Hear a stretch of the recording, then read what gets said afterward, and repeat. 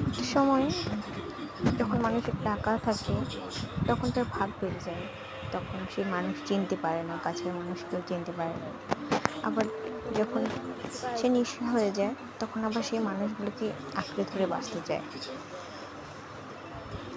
কেন এত অহংকার নিয়ে বাঁচতে হবে কেন? কয়েকদিনের মেহমান হয়ে আসছি, তো মিলেমিশে থাকাটাই তো অনেক ভালো। তো অহংকার নিয়ে বাঁচার কি দরকার? কত